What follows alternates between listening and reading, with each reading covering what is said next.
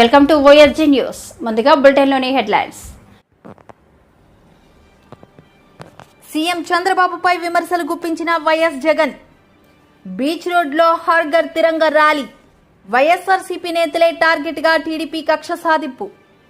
ప్రతి ఇంటిపై తిరంగ జెండా ఎగిరెయ్యాలి భాజపా జిల్లా అధ్యక్షుడు. హైడ్రా కమిషనర్ ఏవి రంగనాథంపై ఖైరతాబాద్ ఎమ్మెల్యే నాగేంద్ర ఫైర్. నిర్వహణ లోపం కారణంగానే ప్రాజెక్టులకు ఇబ్బందులు వస్తున్నాయి ఏపీ మంత్రి.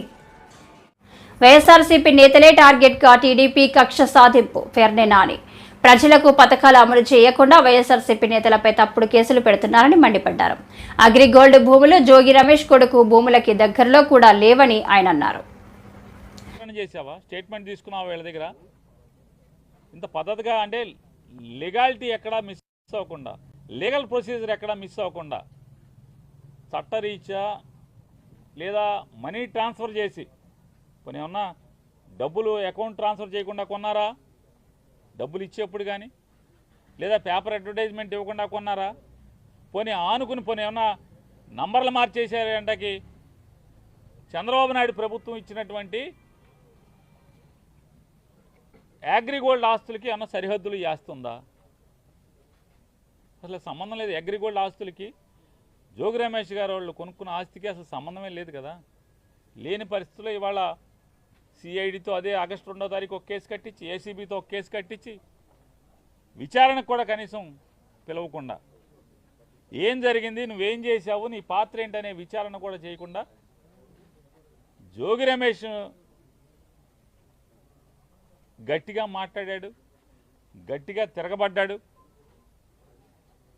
జోగి రమేష్ని రాజకీయంగా ఎదుర్కొనలేక, రాజకీయంగా నన్ను తిట్టాడు కాబట్టి, నన్ను ఎదిరించాడు కాబట్టి, నేను జగన్మోహన్ రెడ్డి గారిని తిడితే నా మీద తిరుగుబాటుగా మళ్ళీ నా మీద మాట్లాడాడు, విమర్శించాడనేటువంటి కక్ష కడుపులో పెట్టుకుని రమేష్ని ఏమీ చేయలేక మానసికంగా వేధించడం కోసం జోగి రమేష్ గారి కొడుకు మీద ఈ రకమైనటువంటి వాళ్ళ బాబాయ్ మీద అక్రమ కేసులు పెట్టి చంద్రబాబు నాయుడు గారికి ఒకటే చెప్తున్నాం, నీ ఇష్టం రాష్ట్రంలో ఉన్నటువంటి 175 నియోజకవర్గాల్లో ఉన్నటువంటి వైఎస్ఆర్ పార్టీ సంబంధించినటువంటి అందరినీ కూడా లోపలేసుకో, నీ మీద పోరాటం చేసేది ఖాయం.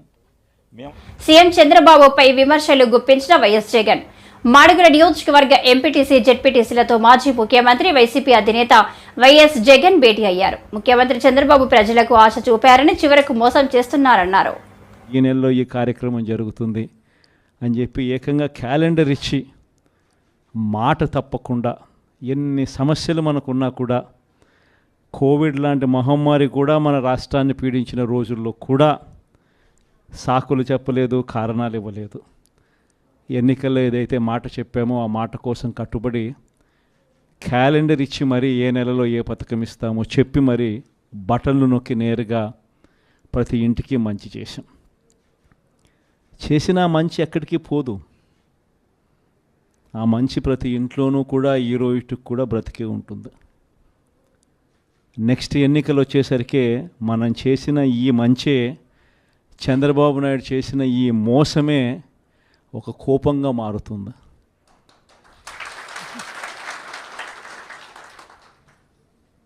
ఎందుకనంటే చంద్రబాబు నాయుడు గారి క్యాంపెయిన్ కూడా మనం చూసాం.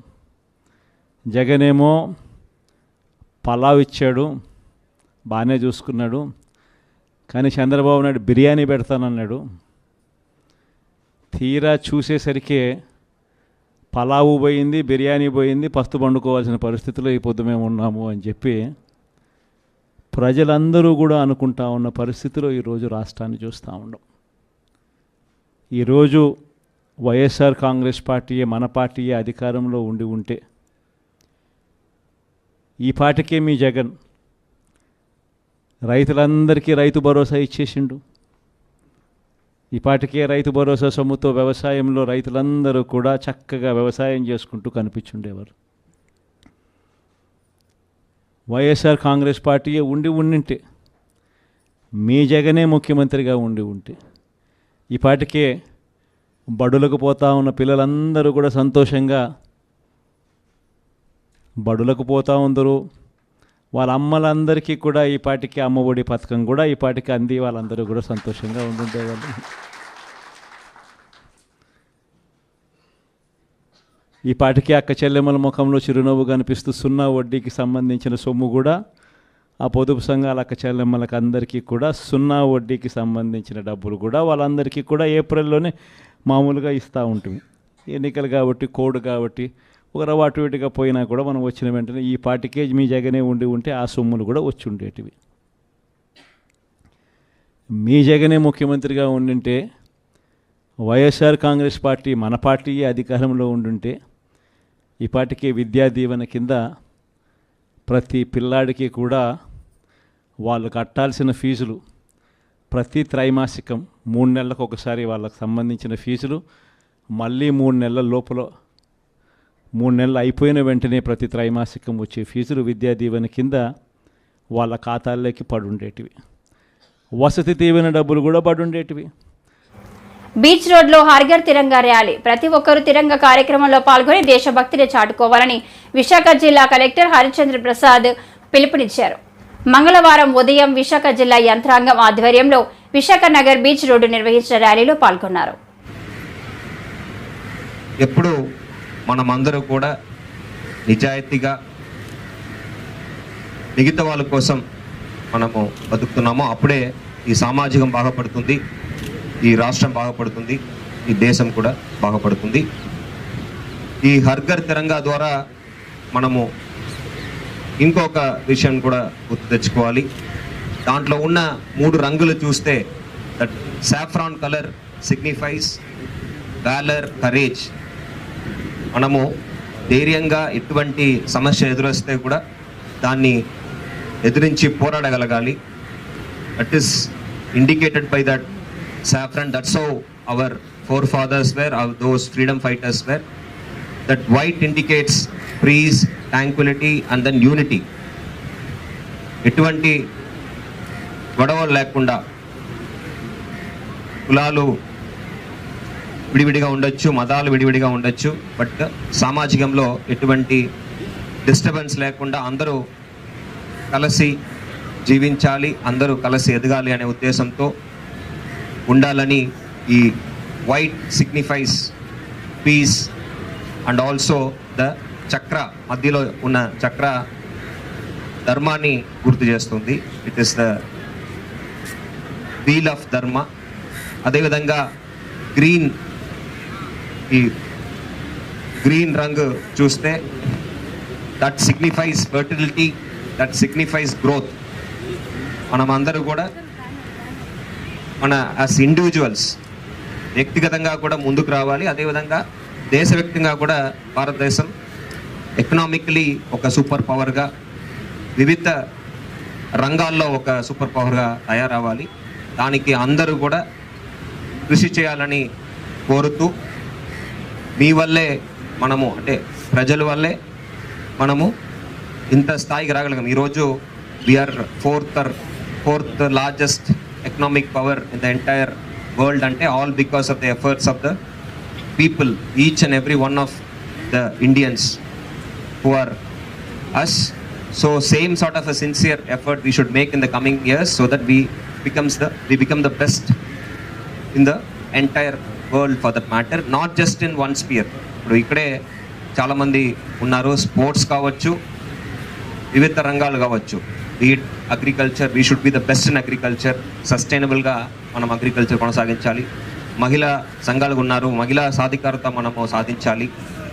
ఇవన్నీ కూడా ఒకరోజు జరిగేది కాదు, ఒక్కరి వల్ల జరిగేది కాదు. అందరూ కలిసి పని చేస్తేనే అది మనం అచీవ్ చేయగలము.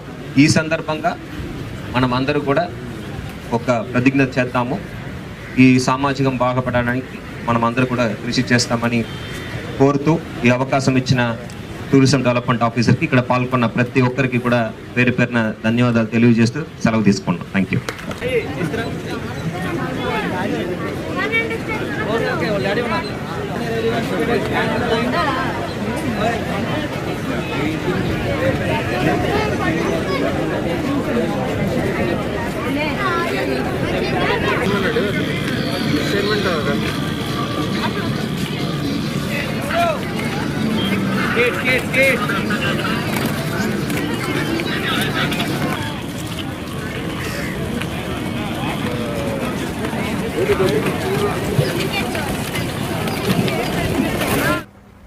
విశాఖ గాజువాక ప్రతి ఇంటిపై తిరంగా జెండా ఎగురవేయాలి.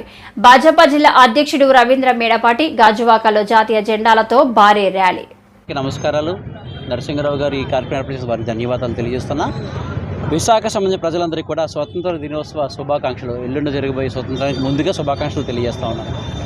అయితే ఎప్పట్లా కాకుండా ఈ దినం అంటే ఏదైతే ఆగస్ట్ 15 రాబోతుందో ఒక ప్రత్యేకత సంతరించుకుంది. మీరు గమనిస్తే కనుక నెహ్రూ గారు ప్రధానమంత్రిగా అనేక సార్లు జెండా ఎగరవేయడం జరిగింది ఎర్రకోటలో. మరి నరేంద్ర మోడీ గారు ఆయన తర్వాత రెండోగా ప్రధానమంత్రిగా 11వసారి జెండా ఎగరవేయడం ఒక ప్రత్యేకత అయితే, మీరు ప్రపంచవ్యాప్తంగా భారతదేశానికి అఖండమైన ఖ్యాతి వస్తున్న సందర్భంలో అనేక అభివృద్ధి చెందిన దేశాలు మన మీద కక్ష సాధించే ధోరణిలో మన చుట్టుపక్కల ఉన్న దేశాలని మనకి శత్రు దేశాలుగా తయారు చేస్తున్న ఘటన అందరికీ తెలిసిందే. నిన్న మొన్న గమనిస్తే కనుక బంగ్లాదేశ్లో జరుగుతున్న ఏదైతే తిరుగుబాటు ఉందో దానికి కూడా భారతదేశాన్ని సుభిక్షంగా ఉంచకుండా ఇబ్బంది పెట్టే విధంగా విదేశీ శక్తుల కుట్ర కూడా అక్కడ కనిపిస్తూ ఉంటుంది మీకు. కాబట్టి ఇక్కడ మన జాతీయ పార్టీ కానివ్వండి, రాష్ట్ర పార్టీ కానివ్వండి, చంద్రబాబు నాయుడు గారు కానివ్వండి, మన పవన్ కళ్యాణ్ గారు, వీరందరూ చేసేది ఒకటే, జాతీయ ఐక్యత. అంటే అందరం కూడా ఐక్యమత్యంగా ఉండాలని చెప్పి పిలుపునివ్వడం జరుగుతూ ఉంది. దానికి సంబంధించి జాతీయ స్థాయి నుంచి మాకు వచ్చిన ఆదేశాలు తిరంగ యాత్ర అంటే బైక్ మీద యూత్ అంతా జెండా ఎగరవేస్తూ ర్యాలీ చేయమని చెప్పి తద్వారా ప్రజలకి ఒక సంకేతం, మనమంతా ఐక్యంగా ఉన్నామనే ఒక సంకేతాన్ని ఇవ్వడం. హర్ ఘర్ తిరంగా అంటే ప్రతి ఇంటి మీద జెండా ఎగరవేసి జాతీయ భావాన్ని ప్రతి ఒక్క ప్రజలు కూడా తెలియచేయాలని చెప్పి రెండో అంశం. మూడోది, ఎవరైతే స్వతంత్ర సంగ్రామంలో అసూలు బాసారో ఆ మహావీరులకి నివాళి అర్పించి వారిని స్మరించుకోవడం.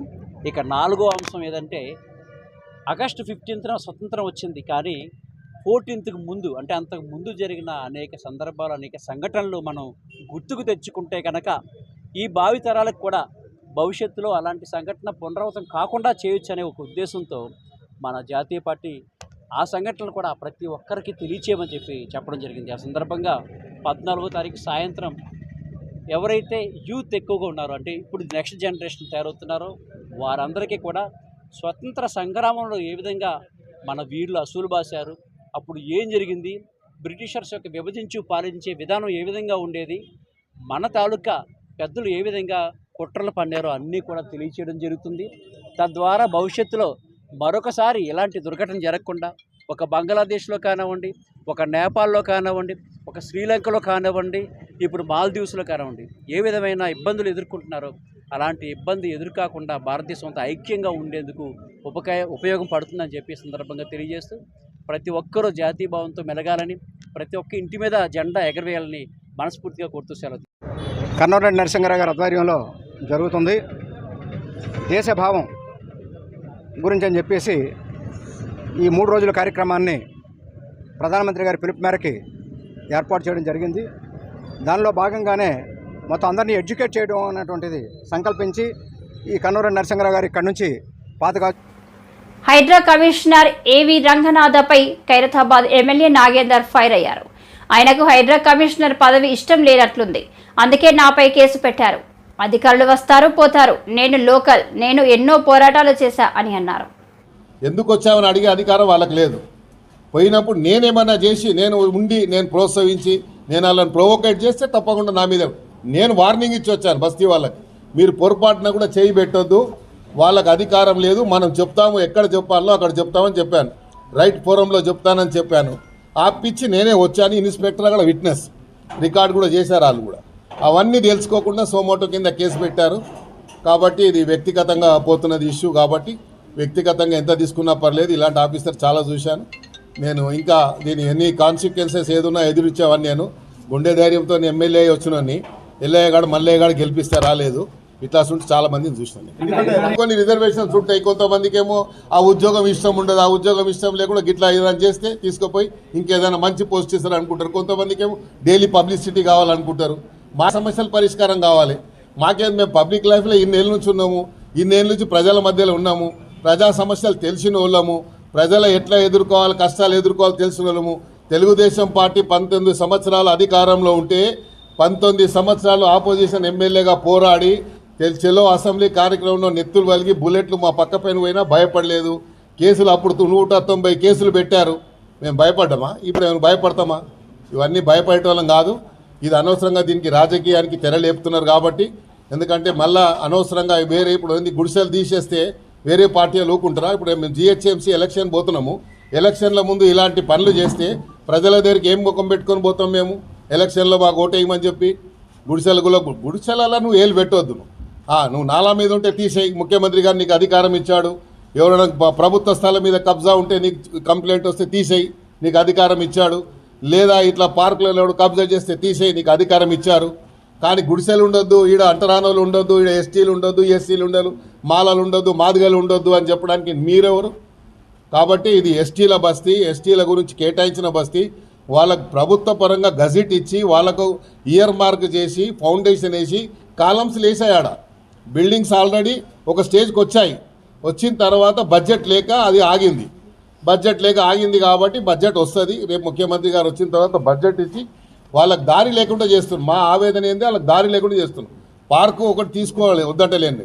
నేనే కట్టిస్తా అని చెప్పిన, నా బడ్జెట్ ఇస్తా అని చెప్పాను. ప్రైవేట్ వాళ్ళతో ఎందుకు కట్టిస్తున్నారు? ప్రైవేట్ వాళ్ళు వాళ్ళ సొంత ఆస్తి లేక కూర్చొని కట్టిస్తున్నారు. వాళ్ళని ఎవరు ప్రోత్సహిస్తున్నారు? డిపార్ట్మెంట్తో చేయించండి. డిపార్ట్మెంట్తో చేయిస్తే నేను కూడా కూర్చుంటాడు పోయి. ప్రైవేట్ వాడు ఎట్లా కూర్చొని కట్టిస్తాడు? వానికి ఏం అధికారం? అదే ల్యాండ్లో ఒక ఇద్దరు వ్యక్తులు దాని వెనుకనే ల్యాండ్లో బాజాప్తా కంపౌండ్ వాళ్ళు వేసుకుని నిర్వహణ లోపం కారణంగానే ప్రాజెక్టులకు ఇబ్బందులు వస్తున్నాయని ఏపీ మంత్రి రామానాయుడు అన్నారు. గత వైసీపీ ప్రభుత్వం ప్రాజెక్టుల నిర్వహణ కోసం నిధులు వెచ్చించలేదని విమర్శించారు. స్పందించి కన్నమనాయుడు గారు ఎవరైతే ఈ యొక్క గేట్ల అమరికలో నిర్మాణంలో అత్యంత కీలకంగా ఉన్నటువంటి వ్యక్తిని, ఆయన హైదరాబాద్లో ఉంటే మరి ఆయన కంటికి చికిత్స చేయించుకున్నా కూడా మరి స్పెషల్ ఫ్లైట్ కూడా అరేంజ్ చేసుకుని ఈయన ఇక్కడ పంపించి, అంటే మా పోలవరం ప్రాజెక్ట్ గేట్ల అమరికలో కూడా ఆయనకి బాగా సమర్థత ఉన్నటువంటి వ్యక్తి. ఆయన యొక్క సారథ్యంలో ఇమ్మీడియట్లీ, ఎందుకంటే ఏదైతే గేట్ని మనం పునర్నిర్మాణం చేయాలనే ఆలోచనతో ఉన్నప్పుడు పూర్తి స్థాయిలో నీరు తగ్గిస్తే, అంటే ప్రజెంట్ 104 టీఎంసీల నీరు ఉంది. మరి కొత్త గేట్ని మళ్ళీ ఆ స్టాప్ లాక్ గేట్ని మనం ఏర్పాటు చేసుకుంటే మొత్తం నీటిని తగ్గిస్తే అది 40 టీఎంసీలకి పడిపోతే దగ్గర 60 టీఎంసీల నీరు వృధాగా పోయేటువంటి పరిస్థితి ఉంటుంది. అట్లా కాకుండా అంత స్థాయిలో నీటిని తగ్గించకుండా మనం ఈ యొక్క స్టాప్ బ్లాక్ గేట్ని ఏర్పాటు చేసుకునేటువంటి అవకాశాలని పరిశీలించమని చెప్పేసి మేము కూడా నిపుణులు కూడా కోరడం జరుగుతోంది. ఒకసారి రివ్యూ కూడా అధికారులతో కూడా రివ్యూ చేసి దీనికి కర్ణాటక ప్రభుత్వానికి సంబంధించి కానీ సిడబ్ల్యూసీ కానీ మా ఆంధ్రప్రదేశ్ రాష్ట్ర ప్రభుత్వం నుంచి కూడా ఏదైతే డిజైనింగ్ సంబంధించినటువంటి సిఈల్ని ఎస్సీల్ని అందరినీ కూడా ఒక బృందాన్ని కూడా ఇక్కడ మేము పంపించడం జరిగింది.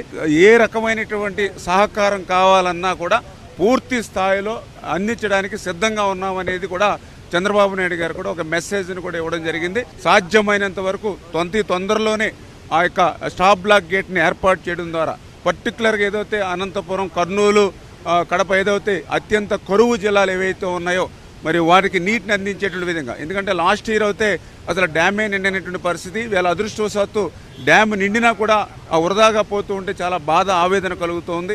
ఈ యొక్క తాత్కాలిక గేటు కూడా ఆల్రెడీ హిందుస్థాన్ వాళ్ళు నిర్మాణం చేస్తూ ఉన్నారు.